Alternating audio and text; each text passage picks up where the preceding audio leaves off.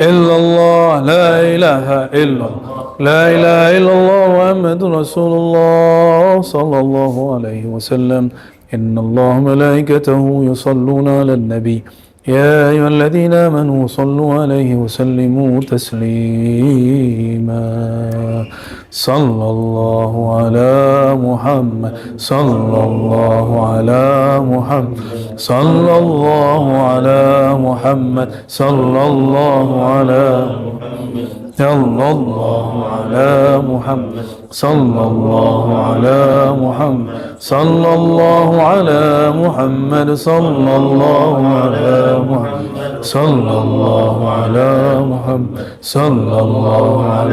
محمد صلى الله على محمد صلى الله على محمد صلى الله على محمد صلى الله على محمد صلى الله على محمد صلى الله على محمد صلى الله على محمد صلى الله على محمد صلى الله على محمد صلى الله على محمد صلى الله على محمد صلى الله على محمد صلى الله على محمد صلى الله على محمد صلى الله على سيدنا ومولانا محمد اللهم يا أحد صل على أحمد اللهم يا أحد صل على محمد اللهم يا أحد صل على المهدي خليفتك يا الله يا أحد اللهم يا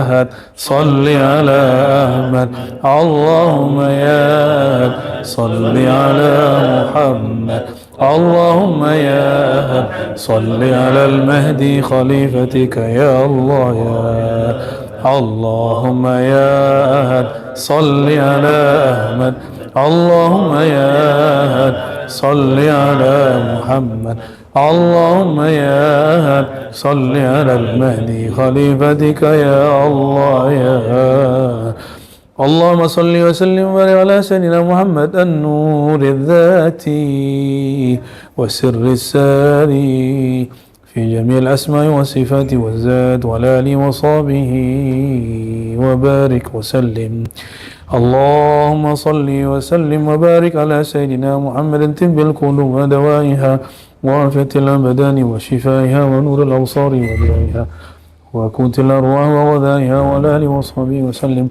اللهم صل وسلم وبارك على سيدنا محمد بعدد من صلى عليه وصل وسلم وبارك عليه بعدد من يصلي عليه وصل وسلم وبارك عليه عدد ما رضيت وأردت يا رب يا الله سبحان الله وبحمده سبحان الله سبحان الله وبحمده سبحان الله سبحان الله وبحمده سبحان الله العظيم سبحان الله سبحان الله العظيم سبحان الله وبحمده سبحان الله العظيم سبحان الله وبحمده سبحان الله العظيم سبحان الله وبحمده سبحان الله العظيم سبحان الله وبحمده سبحان الله العظيم سبحان الله وبحمده سبحان الله العظيم سبحان الله سبحان الله سبحان الله وبحمده سبحان الله العظيم سبحان الله وبحمده سبحان الله العظيم سبحان الله وبحمده سبحان الله العظيم سبحان الله وبحمده سبحان الله العظيم سبحان الله وبحمده سبحان الله العظيم سبحان الله وبحمده سبحان الله العظيم Subhanallah wa bihamdihi Subhanallahil azim Subhanallah wa bihamdihi Subhanallahil azim Subhanallah wa bihamdihi Subhanallahil azim Subhanallah wa bihamdihi Subhanallahil azim Subhanallah wa bihamdihi Subhanallahil azim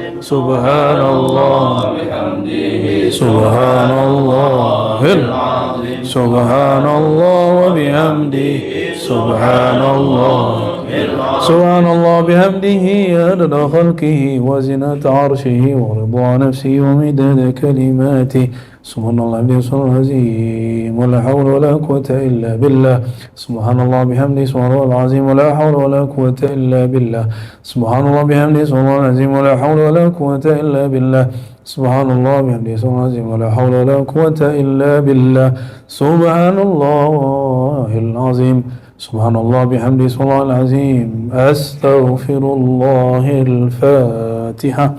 Bismillah.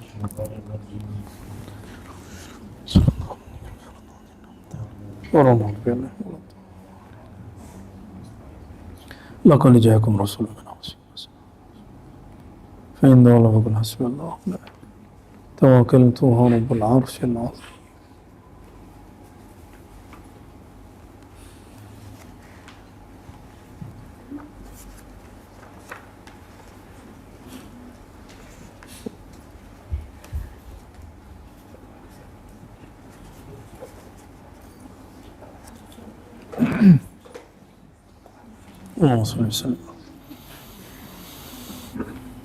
Ya, kita sekarang masuk ke tugas murid di dalam thariqah. Kalau di kitab Al-Inbah halaman 22 Imam Ibn Arabi menyebutkan sekitar 12. Ya, 12. Ini ada beberapa fasal kita loncat. Tidak masalah karena satu fasalnya berdiri sendiri seperti hikam. Jadi seandainya dimajukan, dimundurkan tidak ada masalah.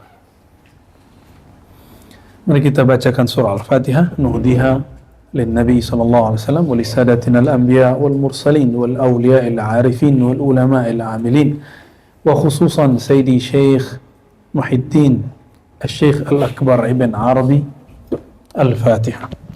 Bismillah. Ya kena dia masih ya Rabb.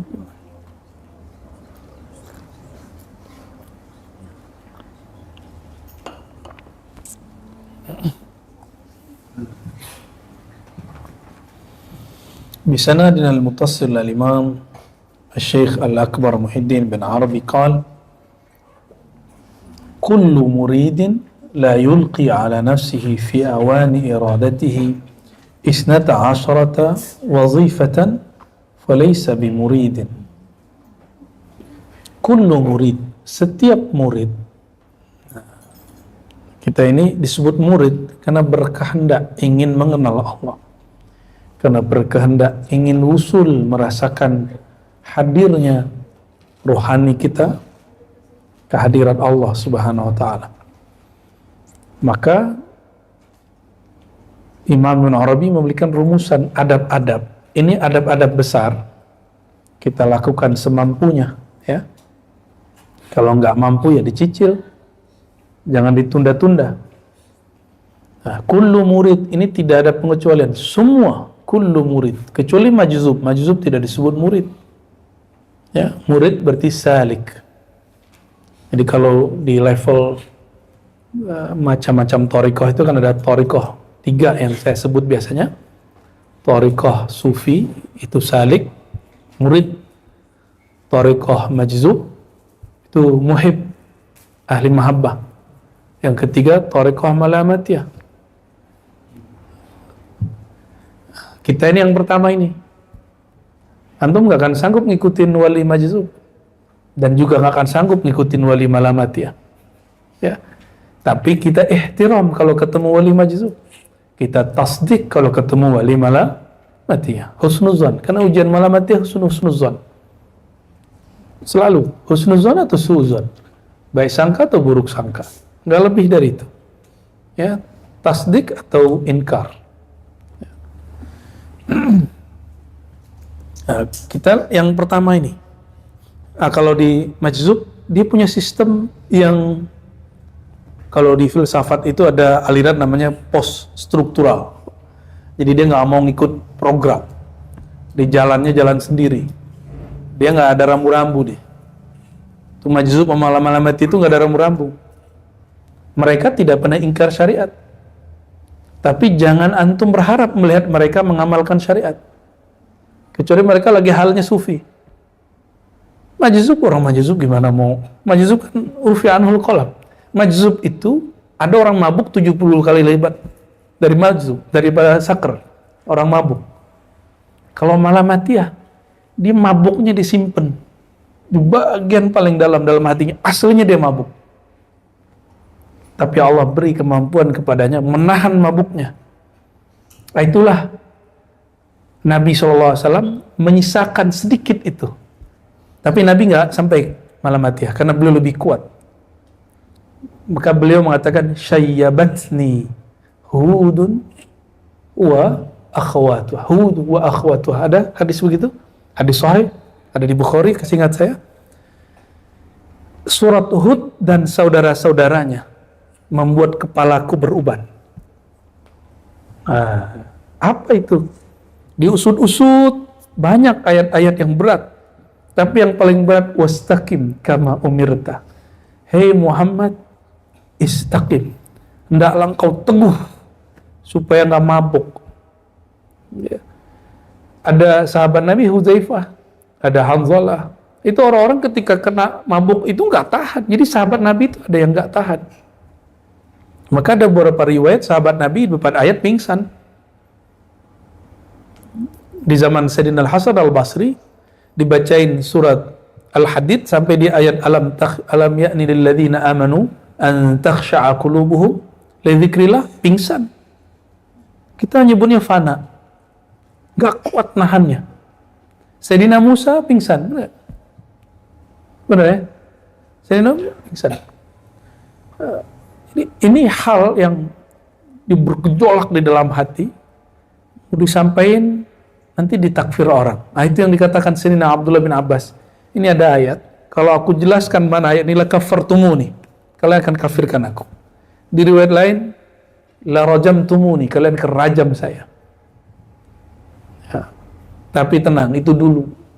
Sekarang ilmu ini sudah bertahap dibuka, sudah dimulai oleh Imam Hakim Tirmizi di abad ketiga. Diteruskan Imam Sulami, Imam Kusyairi, terus sampai sekarang. Akhirnya ilmu ini menjadi biasa. Cuma meskipun biasa, kita harus pakai cara menjelaskannya. Kalau enggak, nanti tambah gawat nanti ya. Nanti orang salah paham lagi. Nah, jadi kita tidak sanggup, antum nggak akan sanggup ngikutin pola-pola one second, nggak sanggup. Ya, ikut bahlul ente ntar. Ya, hanya orang-orang yang dikuatkan kolbunya. Itu yang khidmat ke beliau, itu berat sekali ujiannya. Tanya ke orang yang khidmat ke wali-wali majzub. Dulu ada Habib Ja'far Al-Kaf, berat sekali. Tapi tasdik beliau dapat anugerah. Dibukakan oleh Allah batinnya. Dilapangkan pikirannya. Sama, oleh malam mati ini lebih dahsyat lagi. Nah, dan malam mati itu setiap zaman ada. Dulu di zaman Syekh Abdul Qadir Jilani, muridnya. Jadi mabuknya Syekh Abdul Qadir Jilani diturunkan kepada Quthaib Al-Ban. Turun ke beliau. Kalau nggak ada orang mabuk kayak beliau, nggak akan ada orang seperti Salahuddin Al-Ayyubi. Karena gurunya mabuk, muridnya betul-betul dahsyat. Nggak bisa nyelesain Palestina kalau nggak Salahuddin. Siapa gurunya, mursyidnya? Quthaib Al-Ban. Jadi kalau ada orang hari ini jualan khilafah, tapi jauh daripada nur ilmu asrar ini, ilmu tasawuf, saya meragukan dia. Ya. Salahuddin Al-Ayyubi kemudian mengambil alih Al-Azhar tanpa perang, tanpa darah. Tuh, kalau udah dapat nur kewalian. Padahal sebelum itu, Salahuddin Al-Ayyubi masih perang saudara dengan teman-temannya. perang sama ini, perang. Ketemu Qutaib Alban nggak ada, aman. Dibersihin nama Qutaib Alban. Qutaib Alban, jangan antum harap ketemu dia lagi sholat. Dia nggak ingkar sholat. Dia di dalam begitu itu ingat Allah. Antum di dalam sholat lupa Allah. Tuh, gimana? Yang belagu sosok pinter sholat. Kita ini baru latihan sholat. Ya, kita ini baru bener-bener latihan, belum bener-bener sholat. Tanyalah antum ke guru-guru ya, salam. Ya, tanya ke kawan-kawan kita, apakah dia benar-benar sholat? Kan hakikatus sholat, aqimis sholata li dzikri. Apa benar sudah mendirikan sholat dengan zikrullah? Kan belum. Saya masih meragukan. Ya. Kita ini baru latihan-latihan zikir. Maka kalau ketemu wali-wali majzub, wali-wali malamatiyah ini, kita ihtiram dan tasdik. Kita katakan, aku tidak ingkar kepadamu, tapi mohon maaf, mungkin tidak sanggup mengikutimu. Boleh mengatakan begitu, nggak ada masalah. Ya, tapi kalau antum mau ikut, silakan. Mau khidmat sama mereka. Ya. Kalau aneh angkat tangan. Nah, kita khidmatnya di bidang lain. Nah, kita jalurnya yang pertama, Thariqatus Sufiyah. Tapi jangan ngerasa sufi juga. Kita sedang belajar, ingin mengikuti jalan mereka. Sederhana begitu. Ya masa sufi begini, sarungan pakai kopiah hitam, ini kan nggak pas. Sufi pakai apa dia? Pakai apa ya? Orang banyak sufi itu kemana-mana ke serban, gitu. Kemana-mana buat tasbih. Udeng-udengnya itu bukan sufi. Udah ngeliat orang Yaman belum? Nyabit rumput pakai serban. Itu pakaian adatnya orang Arab. Tapi ada yang sorban ulama, itu ada. Orang-orang ulama Saudi sebagian berlebihan juga mengatakan bahwa serban itu libasus syuhrah, pakaian syuhrah. Itu berlebihan juga. Ada syekh mereka namanya Utsman Al-Khamis. Ya, ditanya sama orang, gimana hukum pakai serban? Jawab dia, itu libas syuhrah. Libas syuhrah itu gaya-gayaan, beda-beda sama orang. Di hadis Abu Daud itu dimurkai Allah orang pakai libasus syuhrah. Lo nggak boleh ngomong begitu, itu kan pakaian Rasulullah. Kita cukup katakan niat kamu apa pakai serban, gitu aja.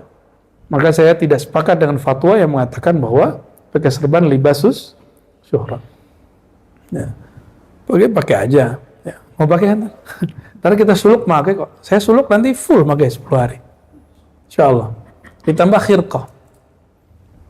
Dulu kita cuma pakai khirqah, nggak pakai serban.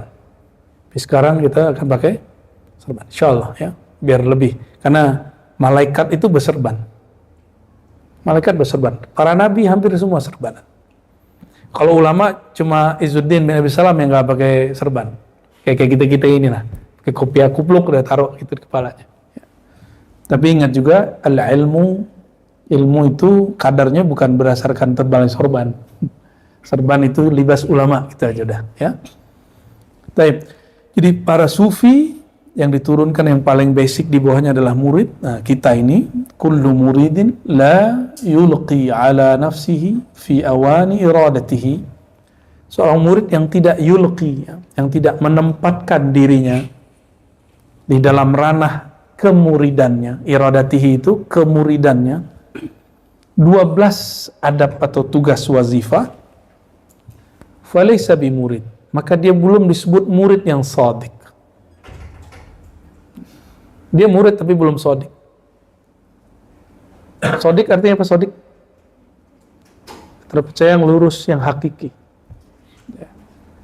Di sini nggak ada maksum, nggak ada. Terpelihara di dosa, nggak ada.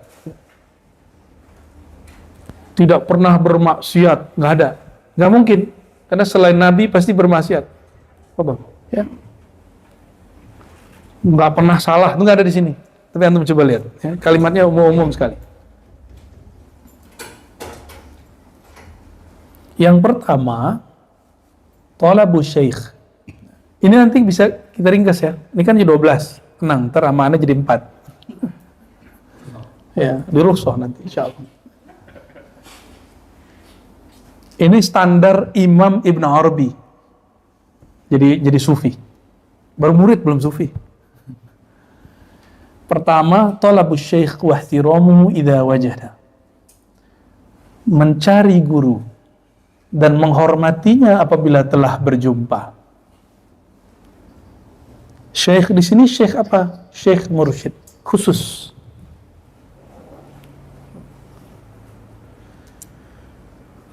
Nah, belajarlah cara ihtiram kepada para santri. Nah, di sini kan ada beberapa teman antum yang santri. Tanya adab santri ke dia. Ya, yang tahu adab tuh santri biasanya. Ya. Yang kedua, mubaya'atuhu lahu 'ala ar-rakha'i wasyiddah. Berbaiat kepadanya, nanti ini bagian dari rukhsah ini. Berbaiat sumpah setia kepadanya, baik dalam senang ataupun susah. Nah, makanya kenapa kita akhirkan baiat itu? Ngaji dulu, terlihat istiqomah ngajinya, baru talqin. Habis talqin dia khalwat, baru terakhir di baiat. Aslinya begitu. Tapi kalau dulu enggak, di depan baiat, kan berat. Nah, sekarang kita buat, setelah musyawarah dengan para masyayikh dan istisyarah juga kepada Allah Subhanahu wa taala, istikharah, nah dapatlah tahapan-tahapan yang kira-kira secara global begitu. Awalnya ngaji, lalu talqin, suluk, syukur-syukur dapat baik. Karena kalau baiat, antum nggak boleh ingkar. Ingkar munafik. Karena termasuk orang yang idza wa'ada akhlafa. Dia janji, dia ingkar. Makanya saya jarang sekali terima baiat itu. Kalaupun baiat kita meniatkan bukan dari mewakili diri kita, enggak, tapi mewakili guru-guru kita, gitu. Walaupun saya dapat izin mentalkin dan membaiat sekaligus, ya. Kita kemudian mencoba mengolah gimana biar, karena zaman now ini nggak mungkin semua orang siap baiat. Dan belakangan saya lihat Syekh Ali Jum'ah ternyata pandangannya seperti itu. Kata beliau, jangan baiat dulu, talqin aja dulu. Ternyata sama. Ilham itu turun ini kan sama. Nah, karena kita termasuk muhibbin beliau, kita juga dapat isyarat itu. Pas saya lihat videonya, alhamdulillah sama dengan para masyayikh. Ya, kita bersyukur atas isyarat-isyarat dari Allah Subhanahu wa taala. Ya. Yang kedua, wa ayyakuna ala nafsihi la laha. Itu bedanya apa tuh? Kemuridannya ala nafsihi, bukan laha. Apa beda ala nafsihi dan laha? Laha itu yang baik-baik aja. Kalau ala nafsihi, di situ ada pengorbanan.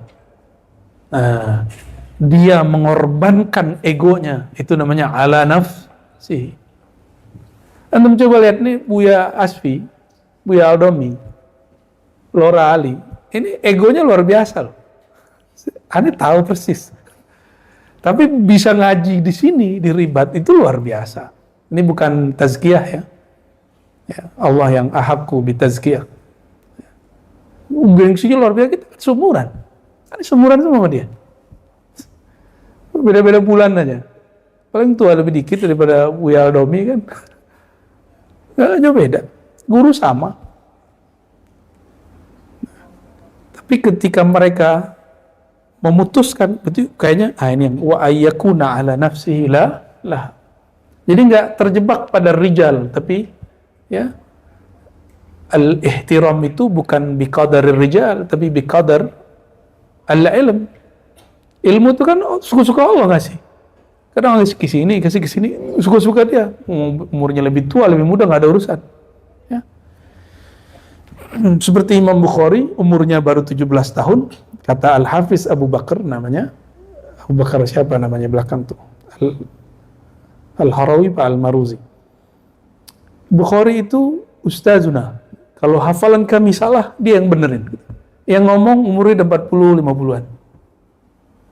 Itu terjadi. Jadi dari setiap masa itu ada orang-orang yang yang seumuran, yang lebih muda, Allah takdirkan lebih tua. Ya. Lihat aja main-mainnya mereka, apa seumuran dia ada main-main begitu kan? Nggak ada. Lebih tua dari umur. Ya. Maksudnya pegang-pegang tasbih kan umur 40, 50 ya kan? Kayak umur dari itu cocok tuh dah. Ya. Tapi ada orang yang dalam kemudaan dia matang. Daripada tua childish, mending muda ente ketuaan. Itu lebih baik. Nanti teman-temannya akan ngomong, gak asik deh sama kamu. Nah itu mulai berhasil tuh. Kamu kok gak asik sih? Ngobrol kok gak nyambung? Kita bingung sendiri kok gak nyambung. Nanti orang-orang yang diberikan anugerah nur oleh Allah, itu dia lebih senang sepi dan dia tidak merasa kesepian. Yang merasa sepi itu orang-orang yang kalbunya gak ada nurnya, gelap. Ramai aja masih sulit. Gimana kalau sendiri? Nah ini ya ala nafsihi ya. Semoga Allah betul-betul bimbing nafsiyah kita ini. Amin ya rabbal alamin ya. Ini Lora Ali.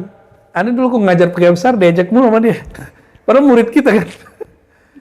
Nah, biasanya kalau murid nggak mau disebut murid, nyebutnya itu kakak kelas saya. Cuma lihat nanti satu alma mater sama saya yang pernah saya ajar. Dia nggak, nafsiyahnya masih main. Atau saya nih diajar sama kakak kelas. Nafsiyah saya main. Saya nggak bilang dia guru saya. Saya bilang dia apa? Kakak kelasku. Jadi kalau saya tuh main nafsiyah sama kakak kelas yang udah ngajar, saya nyebutnya apa? Itu kakak kelas. Tapi kalau antum udah beres, wah itu guruku. Beda tuh.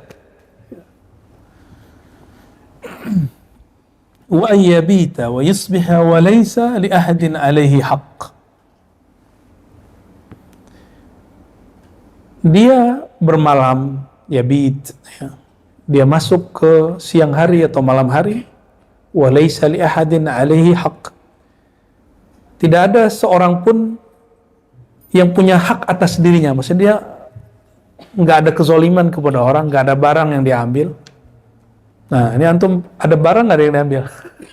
Kalau ada balikin pakai apalah. Ada nggak barang diambil dari teman? Lupa ngasih, balikin. Bingung balikin, punya nomor dia, isi aja GoPay dia kan. Itu bisa nggak Bu ya? Sahih nggak tuh Bu ya? Dia kan udah lupa nih. Cara kita balikinnya gitu. Nah hati-hati di situ. Ya. Nah kalau mahasiswa kan buku, ya utang. Apalagi kalau ibu-ibu tuh biasanya ngambil piring tuh. Ya ibu-ibu kan biasanya lagi ini nih piringnya mirip. Atau dia senang piringnya diambil. Itu di mana-mana itu. Ya bukan hanya di sini, di mana-mana itu. Ya. Nah kalau para peneliti itu suka nyuri manuskrip. Serius. Suka nyuri manuskrip. Jadi ambil manuskrip gak balikin. Nah, itu peneliti-peneliti yang tidak sodik. Tapi peneliti-peneliti yang hakiki, yang dia sadar, dibalikin. Murid yang hakiki, teman yang lagi dibalikin pastinya. Ya, sederhana ya. Saya pikir-pikir dulu, ada nggak kitab perpus yang saya bawa ya. Kalau ada kayaknya harus dibalikin segera ini. Sepertinya sudah dibalikin sih.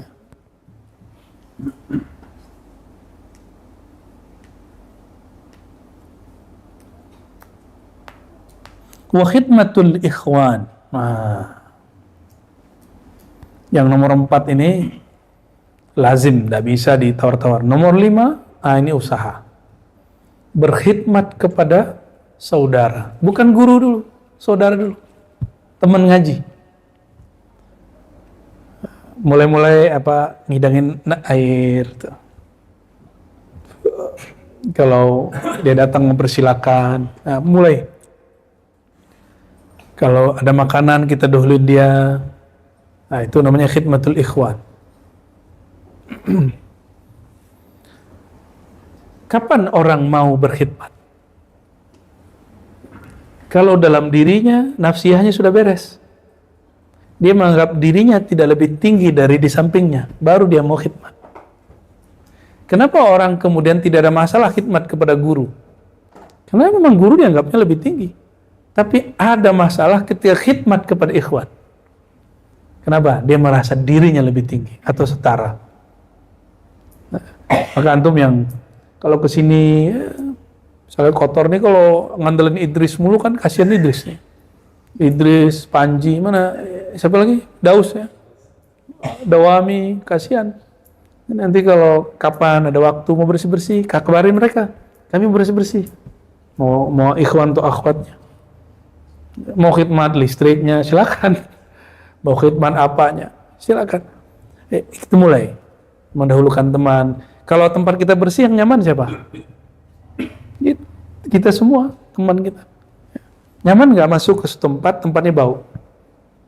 Nah, maka dalam salah satu kunci keberhasilan satu surau zawiyah ribat, tempat thariqah, tempat zikir, tempat ngaji, masjid, surau adalah tempat bersucinya. Jadi ke depan tuh WC harus bersih, kamar mandi harus bersih. Nanti kita sedang setting yang di BSD itu, insya Allah ya, toiletnya harus betul-betul lux, insya Allah ya. Karena kalau nggak bersih, toharah di situ, gimana mau bener zikirnya? Apalagi antum yang syak berulang-ulang. Ntar yang berulang-ulang kabarin tim Dewan Mursyidin kita. Nanti ada terapi. Ada langkah-langkahnya. Kan sudah ada yang berhasil. Ya, ada kan sudah berhasil. Dia nggak syak lagi. Wudu bisa setengah jam. Ya. Orang masuk ke kamar mandi, ke tempat wudu cakep, keluar-keluarnya basah di mana-mana. Ya. Melupakan esensi wudu. Sibuknya udah nyampe di kaki, lah kayak telinga kurang, naik kaki lagi. Itu tanda-tanda masih belum beres. Itu bisa diterapi. Ada terapinya. Nanti pola-pola itu akan bertahap kita. Tapi sekarang jangan dulu. Sekarang kami sedang berbenah ya. Kita sedang berbenah, sedang mengerjakan apa yang perlu kita kerjakan. Ya. Jadi khidmatul ikhwan wa bi ayyaral fadla lahum fi khidmatihi in qabiluhu qadiman. Kalimatnya. Bahwasannya dia melihat al-fadla lahum. Ada keutamaan pada temannya, sahabatnya, ikhwan. Fi khidmatihi, terutama ketika berkhidmat kepada mereka. In qabiluhu, apalagi jika qabiluhu, mereka menerimanya sebagai khadiman, pelayan. Nah, maka nanti kita ada asas dalam jamaah kita. Jadi jamaah kita sebut ikhwan dan akhwat, ya, bukan ikhwan akhwat versi pergerakan di luar, ini ikhwan akhwat versi thariqah. Ya. Karena istilah ikhwan akhwat yang dimulai oleh Syekh Hasan Al-Banna itu berdasarkan inspirasi thariqat Syaziliyah. Ya, maka kita juga akan menghidupkan kembali. Ternyata Abah Anom qaddasallahu sirrahu, ya, beliau juga menggunakan ikhwan untuk murid-muridnya. Maka ikhwan thariqah, salah satu sebutan kita nanti ada slogan al-ikhwan sama dengan pelayan. Ikhwan sama dengan khadim. Itu slogan kita nanti. Silakan nanti dirumuskan Buya ya. Ikhwan itu pelayan. Nah, insyaallah semoga kita berthariqah itu tidak hanya untuk diri, tapi juga untuk masyarakat. Kita mulai nanti insyaallah. Wahajrul aghniya. Hajru. Apa arti hajru? Ayyahjura akhahu fawqa salasi ayyam. Kan itu ada hadisnya. La yahillu li muslimin ayyahjura akhahu fawqa salasi ayyam. Tidak halal bagi seorang muslim tidak menyapa, tidak nyambangi orang-orang yang aghnia. Aghnia ini super kaya, bukan so kaya.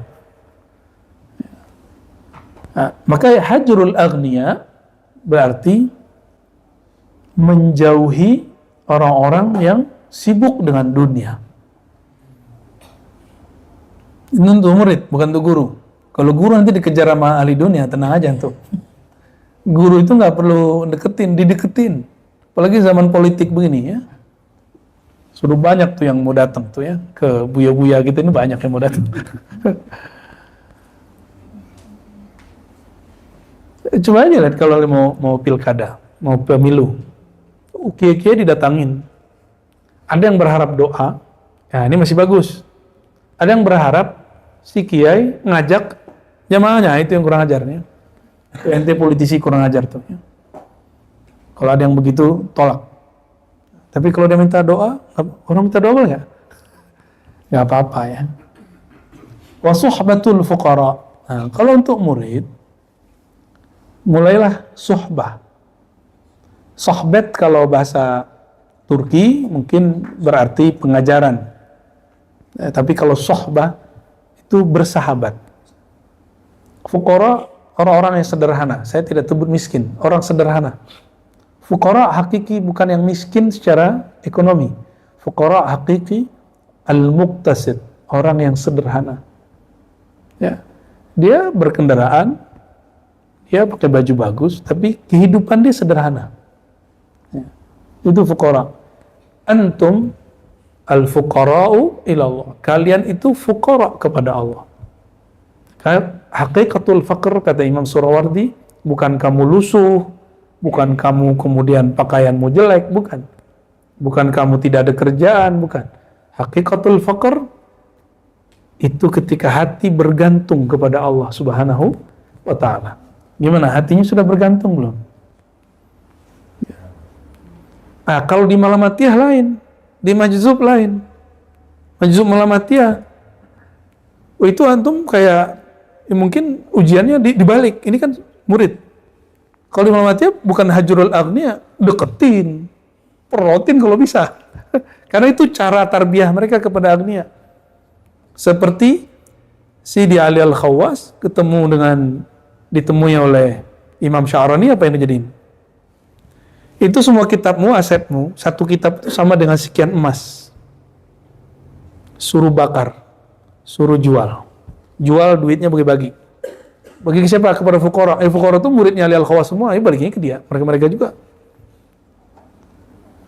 Karena Sidi Syekh Ali Al-Khawas termasuk wali Malamatiyah. Enggak disebut di sananya Khidriyah. Di kitabnya disebut Khidriyah.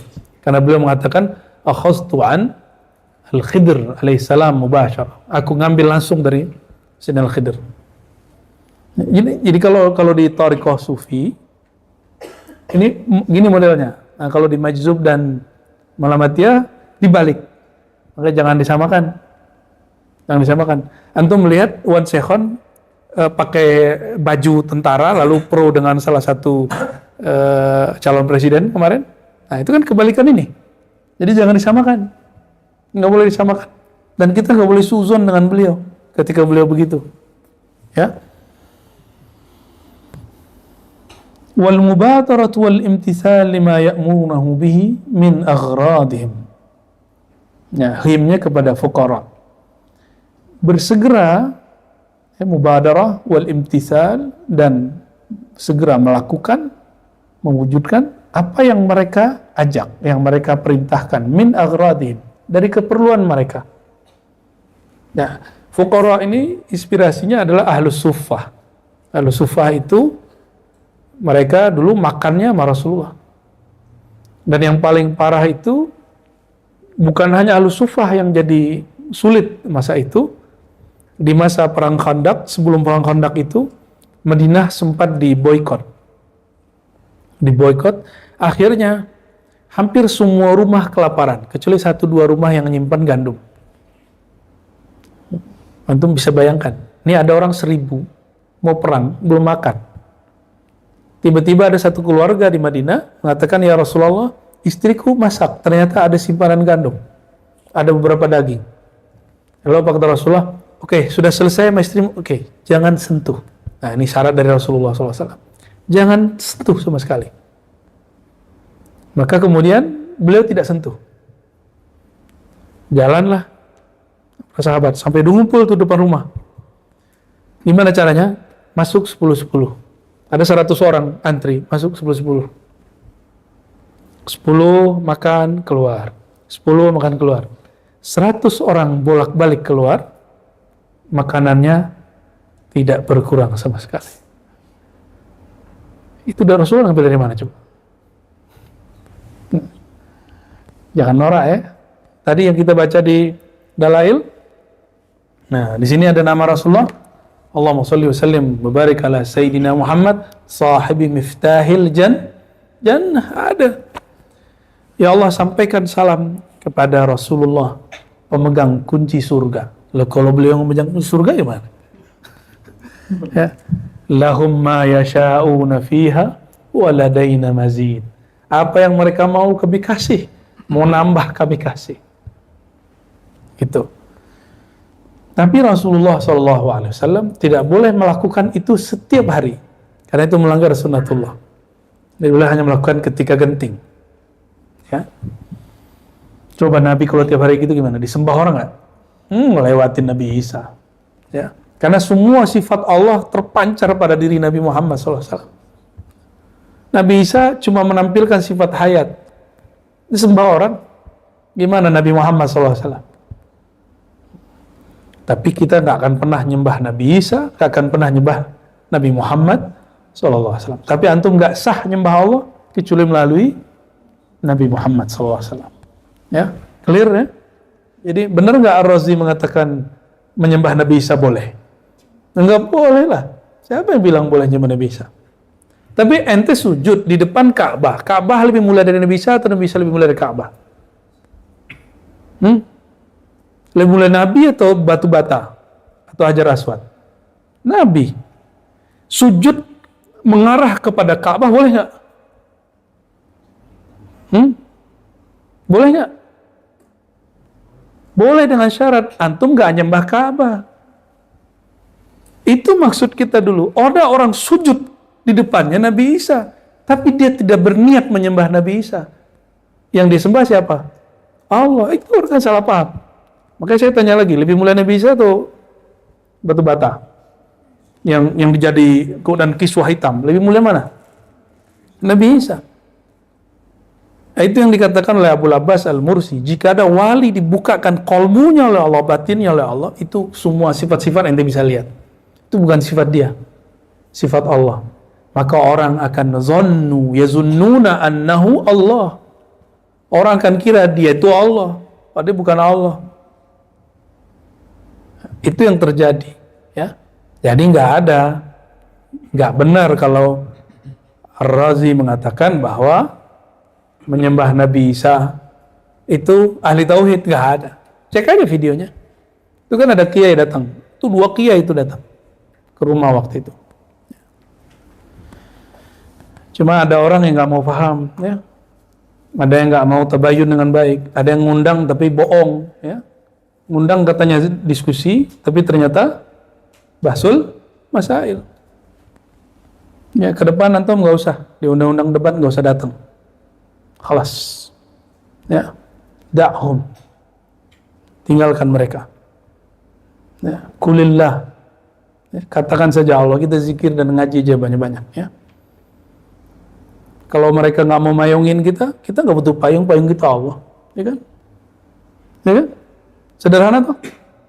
Yang memayungi kita Allah.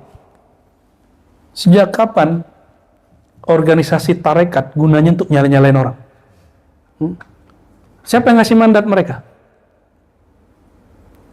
Apa majelis-majelis kumpulan ulama itu gunanya untuk nyalain orang atau bimbing orang? Yang benar kan bimbing orang.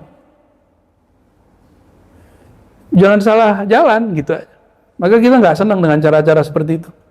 Ya, ke depan kita tetap istiqamah insya Allah dalam aqidah Ahlussunnah, bermazhab Syafi'i dan bertariqah yang sahihah yang muttasilah ila sayyidina Nabi sallallahu alaihi wasallam, imma ruhiyan atau imma sanadan, ya, baik secara ruhiyah ataupun secara sanad, insya Allah. Wastidamatu dzikr. Nah, nyambung. Mudawamah. Istidamah itu berusaha untuk mendawamkan zikir. Namanya udah dawam kan? Udah dawam. Tidurnya masih dawam nih. Gimana cara istidamah? Jadi kalimatnya bukan dawamul zikir, tapi istidamatu zikir. Berusaha mendawamkan zikir. Karena dawam zikir cuma dia doang yang punya nama nih. Ya, nggak mungkin kita. Wa muhasabat wa muraqabatul qalb. Nah, orang kalau sudah zikir, dan tetap ngaji, berma'rifat, lama-lama berbuah zikir dan ilmunya, disebut dengan muraqabah. Zikir tanpa nyebut, itu namanya muraqabah. Paling basic itu cukup ingat nama, disebut wukuf qalbi atau wukuf mutlak atau muraqabatul wukuf. Nanti naik, ada rasa bersama, nanti ada rasa kemana aja ngelihat dia, itu namanya muraqabah. Ainama tuwallu fasamma wajhullah, disebut muraqabah ainiyah pakai hamzah. Muraqabah itu banyak, di kitab tuh belum lengkap, ulama kita nyebutin sebagian aja karena ini capek nulisnya banyak. Akhirnya oleh masyayikh kita ditulis 7, 14 berapa, itu nggak ada ujungnya. Ada muraqabah Nur Muhammad, nggak ada kan di kitab? Ada sebenarnya, cuma nggak ditulis namanya muraqabah Nur Muhammad. Disebutnya cuma Robitoh. Robitoh belum, ujungnya Robitoh, namanya muraqabah Nur Sayyidina Muhammad. So, kemana aja mandang kayak ngeliat Nur Sallallahu Alaihi Wasallam. Ada lagi merasa kemana aja pergi kayak diperhatiin sama guru. Nah, itu muraqabatul syekh namanya. Hakikat Robitoh itu, tujuan Robitoh semuanya ke sana. Ada namanya muraqabatul Quran. Kemana aja kebayang Quran, pengen baca Quran. Jadi antum kalau lagi sampai hal itu pegangannya Quran. Nah di sini juga ada banyak makomat. Ada yang baca Quran 2 jam nggak nangis, tapi kuat. Ada yang sehari semalam kuat. Ada yang cuma Bismillah doang udah nangis. Ya. Ada yang cuma baca Fatihah doang sudah nggak sanggup lagi melanjutkan. Jadi dalam muraqabatul Quran itu ada hal-hal lagi. Banyak sekali. Ya. Ada muraqabah apa lagi? Kalau Hubiyah itu udah mabuk tuh. Itu ke Allahnya. Ini masih muraqabah standar Hubiyah. Tapi standarnya udah tinggi banget ini. Ya. Kalau Hubiyah sudah babnya sudah kesana-sana udah. Ada muraqabah namanya muraqabah sunnah. Kayaknya pengen ngamalin sunnah aja. Nanti ada yang akan ngalamin itu. Dan itu tidak mungkin kalau nggak ngaji hadis. Jadi zikir riyadhah dengan apa? Riyadhah dan ngaji itu satu kesatuan. Kita satuin. Karena ada yang tidak bisa diibaratkan oleh apapun kecuali dengan ngaji. Ya. Ada orang yang muraqabatul wudu. Pengen wudu terus. Wudunya masih ada, mau sholat, wudu lagi. Tapi wudunya nggak kayak tadi setengah jam, bukan. Itu namanya was-was tuh, walhan namanya. Ya. Ada muraqabatul sholat, waduh kemana-mana aja. Di perasaan dia kayak sholat, tidur aja sholat. Orang normal kalau tidur mimpi sholat berarti dia belum sholat. Kalau dia emang nafasnya berasa dia kayak masih lagi sujud, rasa itu dibawa keluar. Nah nanti dibagi-bagi, ada yang bab takbir. Ada yang bab Fatihah, ada yang bab ruku, ada sujud. Itu yang dirasakan. Jadi muraqabah itu banyak sekali. Nah, sekarang di sini dikerucutkan satu, muraqabatul qalb. Muraqabah qalbiyah. Karena semua muraqabah tadi terminalnya di mana? Di qalbu. Ya. Nah, qalbu kalau sudah karam fana sang qalbu ini dalam salah satu sir nama Allah, barulah dia masuk kepada bab huwiyah. Huwiyah itu adalah awal dari fana'ul abdi fi sirri rububiyatillah tabaraka wa ta'ala. Awalnya. Makanya kalimat awal di kul huwallahu itu pakai hu. Kul, hu. Nah itu hu itu adalah fana'nya. Jadi bagi orang-orang ahli zikir, ahli ma'rifat, ahli haqa'iq, ayat ini spesial. Makanya sepertiga Quran di situ. Ya. Tapi ada yang nolak tuh, ya. Kualat dia sekarang. Nolak dia, penafsiran ayat ini tuh berkembang terus, ya. Wa muhasabatun nafsi nomor 11. Muhasabatun nafsi alal khatarat. Ya. Ini tariqahnya Al-Imam Al-Muhasibi. Ya. Beliau ini dia. Muhasabah nafas. Ini bisa nafas, bisa nafsi.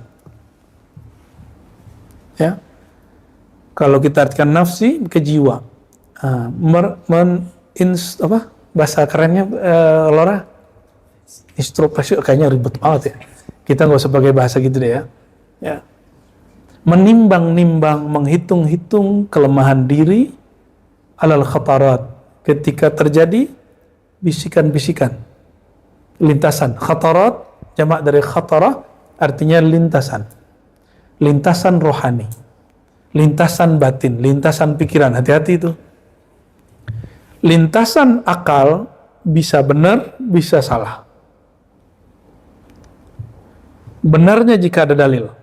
Lintasan nafs pasti salah. Lintasan kolbu sawab. Lintasan ruh al-haq. Itu dia. Bedanya. Karena la salba fir ruh. Tidak ada yang negatif pada ruh. Ruhani dia sudah steril dari apapun. Maka tidak ada hijab pada ruh. Tidak ada syahwat yang negatif pada ruh. Ruhani itu sudah bening. Tapi siapa yang begitu? Hanya Rasulullah SAW. Kita belum sampai. Kita sedang belajar-belajar ke arah sana. Dan gerbangnya cuma kolbu. Babul qalbi al-aql. Babnya kolbu, akal. Babur ruh al-qalb. Bab masuk ke dalam ruh, itu benerin kolbu. Itu. Maka muhasabatun nafsi alal khatarat itu dilakukan dengan zikir astaghfirullah yang rutin. Maka tadi kita jadikan kayak ratib. Astaghfirullah, astaghfirullah, astaghfirullah 100 ya. Kita jadikan ratib. Nah, antum kalau baca astaghfirullah itu dihunjamkan ke bagian mana yang banyak maksiat. Otak yang jorok, istighfar kan, astaghfirullah, itu rasanya nikmat. Ke mata, ke telinga, semua sampai. Kan gak ada kita yang terlepas dari maksiatnya. Muhasabatun nafsi alal khatarat. Bisa juga diartikan muhasabatun nafasi. Wah, ini lebih tinggi. Memperhatikan tarik, naik turun nafas. Karena di situ ada khatarat. Ya. Nah, kita levelnya baru nafsi, belum nafasi. Ya. Dan yang terakhir al-lahazat. Perhatian ya. Ya. Alal khatarat wal lahazat. Sebenarnya lahazat ini bagian dari yang nomor 11. Oke? Bagian nomor 11. Nomor 11 bagian dari nomor 10. Nomor 10 bagian dari nomor 9. Nah, ini jadi itu satu tuh. Itu satu nomor. Oke? Jadi 9 sampai 12 itu satu.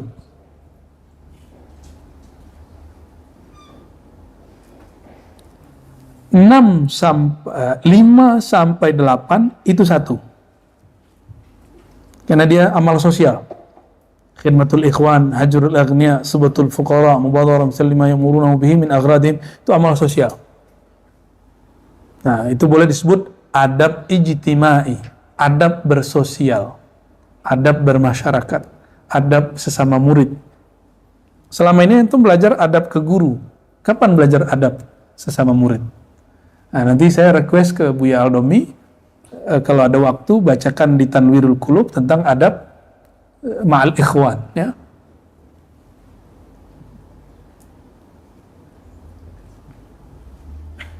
Itu udah berapa tuh? 2 kan itu?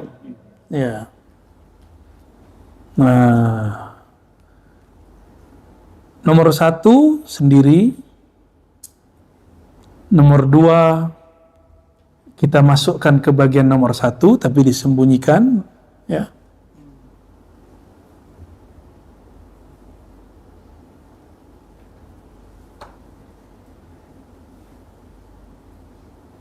Termasuk nomor 3 itu bagian adab kepada guru itu. Nah, nomor 4 sendiri boleh diartikan salamatuz zahir wal batin ya. Jadi tidak punya utang lahir dan batin nomor. Tuh jadi 4 nggak? Bener nggak? Tuh jadi 4. Alhamdulillah. Jadi mudah kan? Jadi kalau 12 panjang bener. Ya. Jadi kalau diringkas, cari guru, hormati dia, ikutin. Nah, baiat nanti terserah beliau. Ya. Dahulukan beliau, bukan diri kita. Ya, nomor 3 masuk ke situ. Mana yang nomor 4 di situ jadi nomor 2. Ayyabita yusbihu laysa li ahadin alaihi haq. Jadi dia tidak punya hutang zahir dan batin kepada manusia. Ya. Baru yang ketiga amal sosial, terutama ibda biman ta'ul, ya sesama teman ikhwan dulu. Yang ketiga baru masuk ke kolbu. Jadi puncak keempatnya masuk kepada bab kolbu. Benar nggak? Keempatnya baru kolbu. Fa in waffa al-muridu bihadhihi al-wazaifi falyubashshar bi khairin.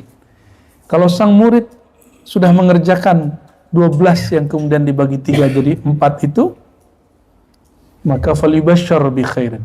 Maka berikanlah dia kabar gembira bahwa dia sudah melakukan hal yang baik. Wa illam yafi falyanzur li nafsihi kaifa yusallihuha. Kalau belum berusahalah, ya. Insyaallah ini masih dalam sisi manusiawi.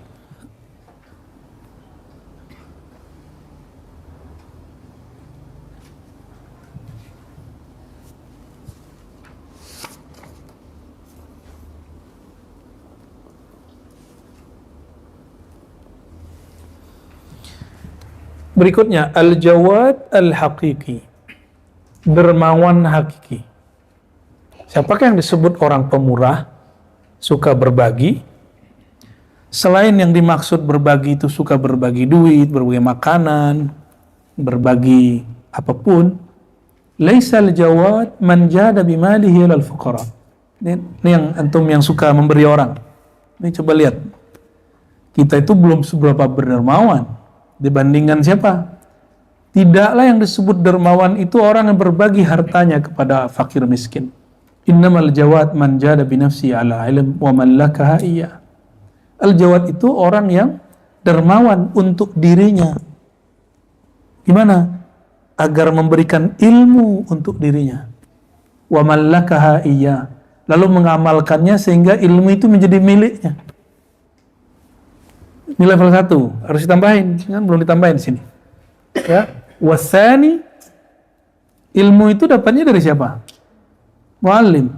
Jadi antum memberi hak kepada diri untuk dapat ilmu, itu baru dermawan hakiki. Dan mungkin nggak begitu kalau nggak ada guru.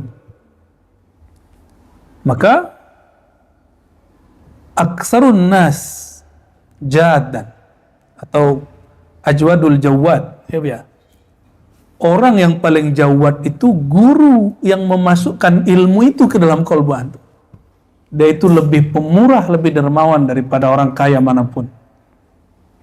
Karena dia ngaji bertahun-tahun, dia kholwat bertahun-tahun, dia zikir bertahun-tahun, khidmat ke gurunya bertahun-tahun, berkorban dalam perjuangan thariqahnya, zikirnya, ahlus sunnahnya bertahun-tahun. Terus dia berbagi dan gratis. Ya kan? Nah, orang-orang seperti ini antum harus kemudian ta'zimi. Dialah orang yang dermawan hakiki. Jadi kalau membantu pergerakan mereka, jangan hitung-hitungan. Saya udah bantu sekian, ya, biasa aja, ya. Karena dia adalah orang yang dermawan hakiki. Dan dia bisa begitu kenapa? Karena gurunya kenapa? Karena Rasulullah SAW, aksarun nas, ya, yang paling jawad. Rasulullah itu kalau sudah dapat, keluarnya seperti angin. Jadi rumah itu kan ada pintunya. Dalam ilmu juga begitu. Terus kenapa ada orang hari ini pelit-pelit sama ilmu? Ya, belum level ente. Lah tunggu dulu. Gak semua orang bisa digituin. Ada orang bisa digituin. Ya. Ada masanya tahapan kita ngajar satu basic tuh orang pemula. Tapi kalau sudah begini zamannya, tinggal buka kitab, semua orang kan jadi basic. Nanti masalahnya adalah bahasa yang sama dari guru, tinggal penangkapannya yang beda. Jadi nggak usah kemudian kita tahan-tahan. Maka bagi saya kunu rabbaniyin. Kalau di Quran itu kan ada begitu ya. Robbani, siapakah Robbani? Jadilah kalian Robbani. Robbani itu orang yang mengajarkan yang kecil seperti yang besar. Talqin itu kecil. Kecil nggak? Banyak yang minat loh. Ya. Tapi bagi kita, sebelum orang dapat talqin, ajarkan yang lebih basic dari talqin. Ilmu tentang si talqinnya. Nah, makanya kita nggak terima langsung talqin, mohon maaf ya. Teman-teman, para masyayikh, para asatis kita di sini tidak dididik untuk ngejar target talqin, itu nggak ada ya, kita nggak ada. Jadi siapa yang orang disebut jawad? Orang-orang yang menyediakan waktu untuk dirinya. Ngapain? Agar dirinya menyantap ilmu. Jadi antum yang nggak ngaji itu orang paling pelit. Nah, saya dapat ilmu karena guru. Maka kalau saya disebut dermawan karena mengaji untuk diri saya sendiri, guru saya kira-kira gimana? Guru dari gurunya gimana? Rasulullah gimana? Sallallahu alaihi wasallam. Ya. Min ilalil murid an-nafsiyah, kullu murid raja'a ila sabab ba'da qat'ihi fali'illatin fi nafsihi wa kullu 'arifin baqiya ma qat'il asbab wa lam yarja' ilaiha fali'illatin fi nafsihi wa kullu 'alimin billah yataghayyar 'alayhi haluhu wa yaqa'u lahu at-tamayyuz 'indahu bayna iqamati al-haqq lahu fi sabab wa iqamatihi lahu fi tarkihi fali'illatin fi nafsihi. Salah semua ini. Faman arada yanjuwa min hadhihi al-'ilal falyasbah fi bahril azal wal yaqta' sadamatil amal wal yakun ala akhiril ajal. Ngeri kali makomnya Imam Ibn Arabi ini ya. Ini coba lihat level. Jadi setiap level dari hamba Allah itu ada masalah tersimpan dalam dirinya. Nah, masalah itu disebut illah. Illah itu kalau dalam ilmu hadis sesuatu yang kelihatan zahirnya sahih, tapi ketika dicek ada waham di dalamnya. Ya. Benar itu Lor Ali? Ya, sahih ya. Nah, illah dalam ilmu kerohanian juga sama. Murid raja'a ila sabab. Murid itu terhijabnya penyakit batin dia ketika dia kembali mengandalkan asbab. Apa asbab yang paling parah? Dia merasa dirinya berwirid. Karena saya wirid nih, maka saya begini. Karena saya punya tirakat nih, maka saya begini. Kalau dulu zaman Korun itu dalam hal duniawi, itu tercelanya tercela. Apa kata Korun? Saya bisa begini karena usaha saya. Padahal didoain Nabi Musa, dia lupa sama kekuatan doa. Nah, sang murid juga sama. Saya bisa merasakan kehebatan ini, kedahsyatan zikir ini, itu karena saya suka bergadang tiap malam. Tuh, mulai ada rasa-rasa begitu, hati-hati ya. Gimana cara ngobatinnya? Ngobatinnya cuma satu, ngaji aja. Ntar lama-lama dia hilang sendiri. Ya. Wa kullu arif. Ada juga orang yang sudah sampai derajat murad, arif. Udah murad nih. Dia udah kenal. Ternyata dalam istilah Ibn Arabi, arif dan alim lebih tinggi alim. Tapi di atas alim ada lagi. Jadi bagi dia murid, arif, alim, di atasnya ini yang kamil. Tapi dia nggak sebut istilahnya. Kita aja kasih istilah. Al-Kamil, ya. Boleh nggak ngasih istilah ya? Boleh aja lah ya.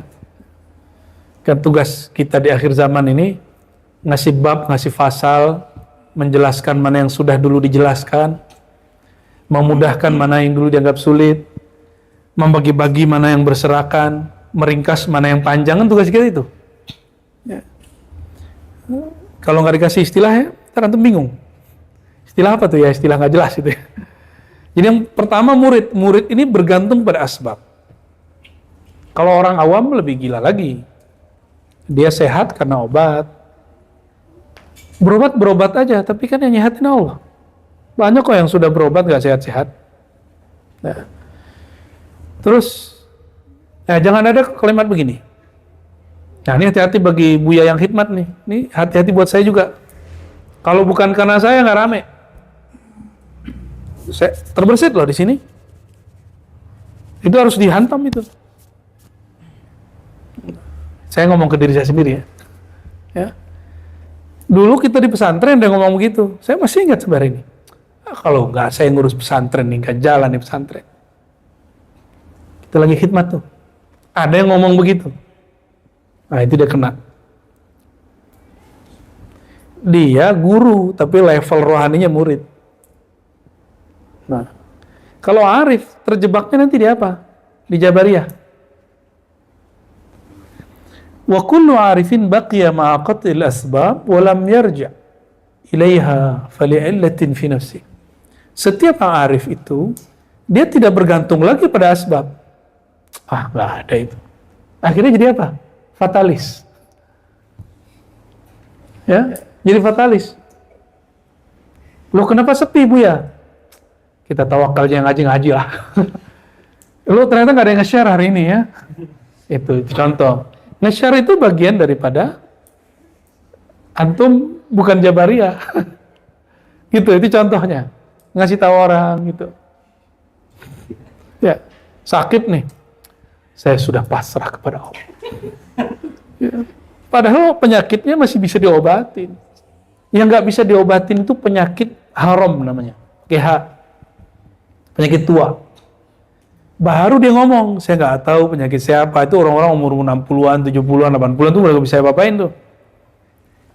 Umur-umur begini, ngomong begitu ya, salam. Ya. Itu namanya fatalis. Ngerti secara teoritis, tapi nggak bisa menerapkannya. Karena pernah sekali mungkin sembuh tanpa obat. Lalu mempraktikkan ke semua hal. Ruqyah dan doa itu hanya mengobati mindset. Yang menjadi penyebab penyakit itu salah satunya mindset. Tapi dia kan punya cabang. Kalau sudah potong depannya, antum harus cabut. Nah, nyabutnya pakai obat. Jadi mindsetnya dibenerin. Itu gunanya doa dan ruqyah. Jadi kalau ada guru ustadz menyembuhkan dengan ruqyah, itu hanya menyembuhkan mindsetnya. Sedangkan penyakit yang furuk yang di situ di badan dia belum sembuh. Itu sebabnya kalau ada orang kena jamur, udah dikasih salep, kan sembuh nih hari ini. Besok berair lagi kakinya, tangannya, gatal lagi nggak? Kenapa? Dia berhenti ngasih obat. Nah, jadi kita tidak boleh berhenti pada bab ini Jabariyah. Sufi itu Ahlus Sunnah, tidak Jabariyah. Ahlus Sunnah ini jelas. Tidak Jabariyah, tidak Qadariyah. Tidak fatalisme, tidak juga free will. Sok-sok berkuasa. Ya. Di UIN itu kan dulu ada Prof. Harun Nasution. Ya, saya dapat kabar dari murid-muridnya. Beliau kan pengen punya anak. Tapi belum mau alokasi. Nggak tahu terakhir dapat anak atau tidak. Apa katanya? Keceplosan. Mungkin ini sudah takdir saya. Padahal beliau anti sama takdir. Gak percaya takdir. Takdir kita yang buat. Tuh, itu kualat yang indah tuh ya. Seorang profesor akhirnya menerima bab takdir. Dan terakhir-terakhir kita dengar beliau dekat dengan Abah Anom. Ada bukunya, dia meneliti tentang TKN Tariqat Qadiriyah wan Naqsyabandiyah. Wa kullu alimin billah. Nah, di atas arif ada level alim. Yataghayyar alaihi haluh. Berubah lagi. Wa yaqa' lahu tamayyuz indahu baina iqamati al-haqq lahu fi sabab wa iqamatihi lahu fi tarkihi. Nah, orang alim billah ini merasa dirinya mampu mengatakan sadar, sekarang saya sedang pada bab takdir, sekarang saya pada bab kasab, usaha. Itu dia. Merasa dirinya ahli, bisa memilah kapan yang kasab, kapan yang tawakal. Merasa diri ahli. Itu orang alim tuh. Itu hijab. Fil illatin fi tafsir. Itu juga penyakit yang menghijab dirinya. Tuh, merasa bisa itu loh bahaya. Ya. Jadi ketika saya ngomong, kita ini kan Ahlus Sunnah, ini kadang-kadang kita terhijab loh. Ya, kita ini kan Ahlus Sunnah. Pasti benar, belum tentu juga. Ahlus Sunnahnya benar, antumnya belum tentu benar menerapkan Ahlus Sunnahnya. Ya kan? Kita ini kan thariqat, Syazili, Naqsyabandi. Iya, itu thariqatnya benar, tapi pengamalan antum kan belum tentu benar. Gitu. Faman arada yanjua min hadhihi al-ilal, kalau orang yang kamil, siapa yang ingin sampai kepada kesempurnaan, falyasbah fi bahril azal, maka berenanglah pada lautan ilmu azaliyahnya Allah. Wal yaqta' sadamatil amal, putuslah semua angan-angannya. Wal yakun ala akhiril ajal, serahkan saja kepada waktunya. Nah, ini bukan fatalisme, tapi dia bergerak dengan ilmu azaliyah Allah. Maka orang ini nggak pernah kaget. Apa yang terjadi? Sedihnya sedih manusiawi, tapi di batinnya biasa aja. Bisa nggak begitu? Berusaha. Ya, kan sekarang masih murid dulu. Siapa tahu besoknya naik jadi arif. Siapa tahu kapan lagi Allah angkat jadi alim billah. Siapa tahu Allah kamilkan. Dan siapa yang dapat menyempurnakan kita? La haula wala. Ini rahasia nomor 4. La haula wala quwata illa billah. Siapa yang memahami sir la haula wala quwata illa billah, dia masuk kepada kamil mukammil. Walaupun itu bukan makom dia, tapi misalnya makom gurunya, guru dari gurunya, dia akan ikut sertakan insya Allah. Ya, minimal masuk mindset benernya sedikit udah oke. Saya mau tanya mantu, Allah itu berubah-ubah nggak? Allah berubah-ubah nggak? Yang kenceng dong. Pengetahuan Allah berubah nggak? Tadi kita di rumah, sekarang pindah sini. Apakah Allah berubah pengetahuannya? Antum tadi di rumah dengan di sini? Beneran? Yang berubah itu makhluk. Khalik nggak berubah. Nah, la haula wala quwata illa billah itu fokusnya itu adalah billahnya. Yang dipandang Allahnya. Nggak ada urusan dengan kasab, nggak ada urusan dengan tawakalnya. Kasab dan tawakal itu cuma nanti ekspresi. Ya, saya tawakal nih. Antum ngomong tawakal aja kadang sudah terhijab. Saya lagi kasab nih, ikhtiar nih. Ngomong saya lagi usaha, ikhtiar aja kadang-kadang udah sok merasa berusaha. Apa buktinya? Sudah ketemu belum ada orang ngomong gini, saya kan sudah usaha kok begini-gini aja. Tuh, orang yang bahaya tuh. Katanya kalau tawakal Allah langsung urus. Saya udah tawakal kok, nggak diberesin sama Allah. Mau Allah siapamu? Mau ommu? Kan nggak begitu. Nah, terakhir. Wa qala al-abdu abdun nadamu, abdu nadami. Al-abidu abdu nadami, wal muridu abdu niqami, wa syakiru abdu ni'ami, wa sabiru abdu kilami. Ya, kilam itu sakit ya. Wal arifu abdu himami, al alim abdu nurihi wa zulami, wal hakimu abdul hakim, abdu hikami, wa abdullahi qalil laysa li wujudihi sabil. Insyaallah Imam Ibn Arabi. Orang kayak gini kok disebut sesat ya sama Ibnu Taimiyah ya? Orang sedahsyat ini pembicaraannya. Selurus ini kaidah yang dia tulis tentang bab kewalian. Ini bab kewalian ini. Siapa yang disebut hamba? Hamba itu abdu nadami. Hamba yang menghambakan diri terhadap penyesalannya. Jadi antum kalau menyesali sesuatu, itu namanya sisi kehambaan. Wal murid abdu niqami. Sedangkan murid itu hamba daripada nikomnya Allah. Apa arti nikom? Pembalasan. Ya, apakah pembalasan? Kalau nikom itu biasanya negatif ya. Ya, hamba yang khawatir terhadap pembalasan buruknya Allah. Sedangkan abid tadi hamba yang dia memperhatikan nanti penyesalan dia apa. Maka al-abid itu makamnya taubah. Kalau al-murid makamnya khauf. Wasyakir abdu ni'ami. Orang bersyukur, tapi syukurnya belum syukurnya Abdullah.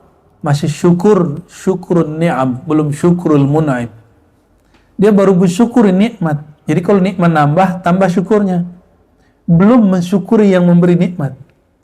Kalau antum sudah mensyukuri yang memberi nikmat, mau sedikit terasa besar. Tapi kalau mensyukuri nikmat besar pun terasa sedikit. Sama orang berkeluarga, berteman. Kalau melihat kebaikan temannya, bukan teman yang dilihat. Nah, nanti dilihat berapa pemberiannya. Maka suami istri itu, istri misalnya mengatakan ke suaminya, kamu itu belum ngasih aku apa-apa. Nah, itu dia berarti dia melihat pemberian. Padahal dia bisa bersama kekasihnya itu udah cukup. Kalau emang dia cinta sih. Pernah dengar gak ada orang ngomong gini ketika diajak nikah terus pasangannya takut. Aku belum punya apa-apa, Neng, gitu. Apa kata si Neng? Mas, ya, benar gitu gak? Yang penting sama kamu, walaupun makannya pakai tempe. Yang penting hidup sama kamu, walaupun hidupnya ala kadarnya. Ada orang ngomong begitu? Mungkin kalian ngomong gitu kali ya? Itu kenapa? Nah, dia sudah sampai kepada mencintai zat orang yang dicintai, bukan yang dilihat sakunya, mobilnya, fasilitasnya, popularitasnya. Yang penting bersama dia gitu. Nah, orang-orang yang bersyukur itu, yang berterima kasih itu, kebanyakan mensyukuri nikmat, belum mensyukuri yang memberi nikmat. Nah, punya teman begitu nggak? Kalau nggak ditraktir, ngomongnya nyebelin. Lu mah pelit katanya. Kan sama kayak anak kecil tuh. Anak kecil ketika nggak diberi sama ayahnya, ayahnya bilang, jangan nak, itu nggak bagus buat kamu. Ah, papa jahat. Bapaknya ngelarang sekali dibilang jahat sama dia. Cuma karena ngomong anak ya dimaafin. Nah, Allah itu lebih sayang kepada kita daripada ayah kepada anaknya. Maka antum udah ngeluh berkali-kali, itu belum dilibas sama Allah kan. Itu kalau Allah mau, habis kita udah ya. Wasabiru abdu kilame.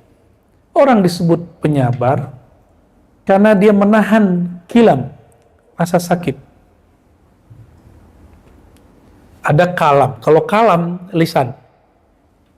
Mungkin kilam ini kata-kata yang menyakitkan juga bisa ya. Nah, tapi dalam bahasa Arab kilam itu rasa sakit. Jadi kalau kita berdoa, Allahumma ja'alni minas sabirin, antum siap-siap menerima rasa sakit. Mau? Ini kejadiannya sama nih. Kejadiannya sama. Satu syakir, satu sabir. Satu lagi apa? Arif.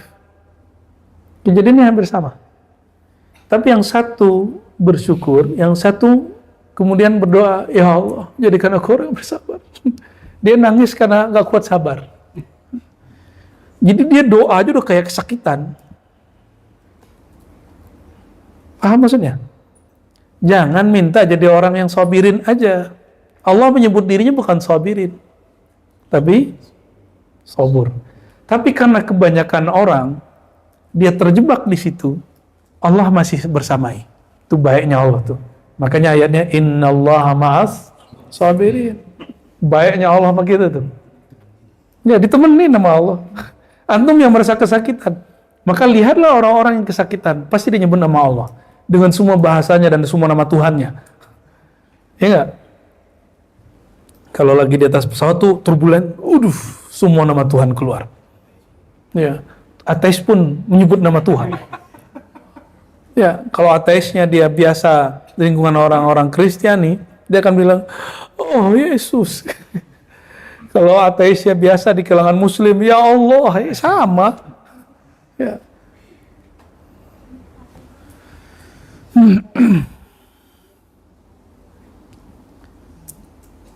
Yang berikutnya adalah arif. Arif ini abdu himami. Dia hamba dari himamnya, keinginan-keinginannya. Itu himam. Ingin makom ini, ingin makom itu. Makanya belum dikasih makomnya kepada si arif ini. Kenapa? Karena dia bersyahwat terhadap makomat. Ya. Al-alim abdu nurihi wa zulmi. Lain dengan alim. Alim ini hamba cahaya dan gelapnya. Maka ujian orang alim itu hujjah kesolehan dan kehinaan maksiat yang bergelimang pada diri orang yang dicurigai wali. Ini wali nih, kayak Qutb Alban. Dibilang wali, loh kok kita sholat dia nggak sholat? Dia malah orang kecil berdiri di depan masjid. Ya, bilang wali, orang istinja dia nggak istinja. Itu kejadiannya, ya kan? Wal alim abdu nurihi wa zulami. Nah, cahayanya orang alim itu hujjah dalil dia. Kegelapan itu ketidaktahuan kepada dalil. Nah, nur itu juga berarti amal soleh. Zulumat, kegelapan juga berarti lawannya amal soleh apa? Sayyitul amal, amal buruk, perbuatan yang buruk. Nah, ini hijabnya orang alim. Maka di sini banyak orang tidak menemukan al-kutub. Banyak orang-orang ilmuwan sulit menemukan al-kutub karena menurut dia semua membenturkan dengan dalil-dalil akli dan dalil naklinya. Coba antum bayangkan, sang hakim, sang qadhi menyaksikan Qutb Alban buang air kecil berdiri di depan masjid, orang lagi mau sholat. Dari takbir sampai assalamualaikum dia pikiran murah sama Qutb Alban. Berarti sholatnya paling khusyuk hari itu. Ya, khusyuk karena kusut memikirkan Qutb. Pernah nggak kakinya diinjak sama orang? Ada yang pengen softnya nyambung, tapi dari awal takbir sampai assalamualaikum antum cuma kepikiran kaki. Ya, itu ujian ya. Ujian ketemu orang begitu. Jadi kalau begitu udah biarin aja. Dia kan sedang mengamalkan ilmunya. Antum yang sudah ngerti gitu nggak usah kesel. Geli, aduh jangan, biarin aja.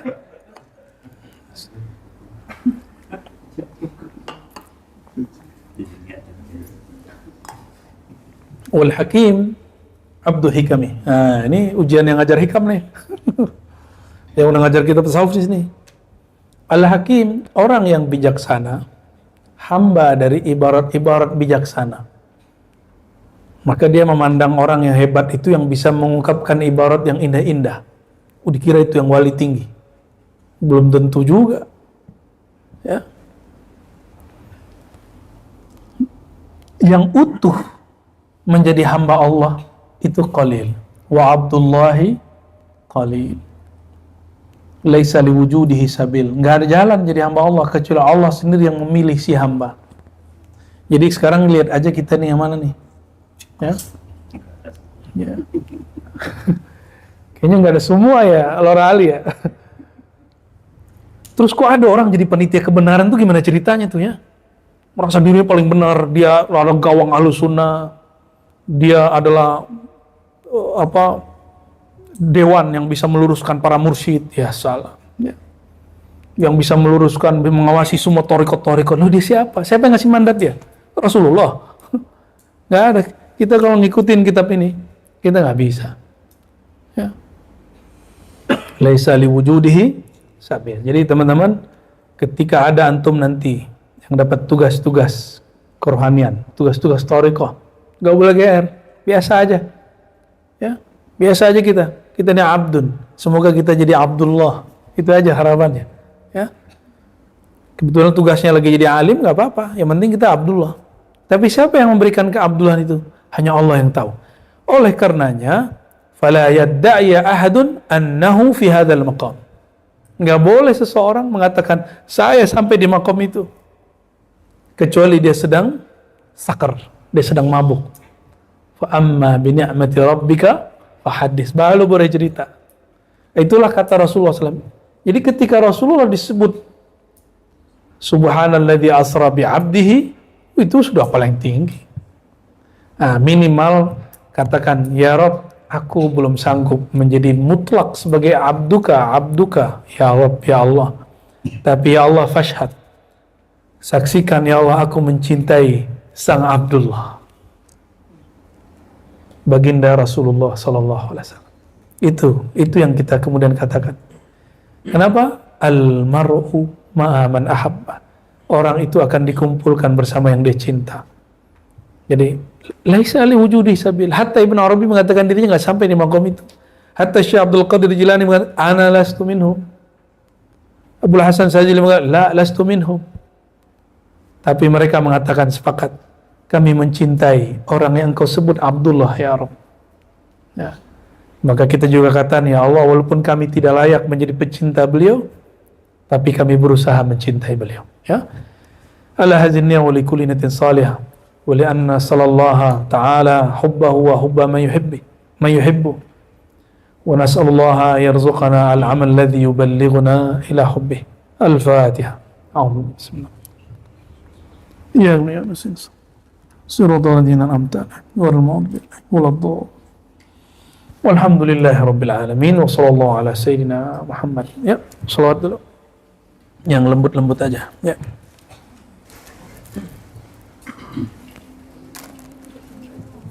اللهم صل وسلم وبارك عليه وعلى آله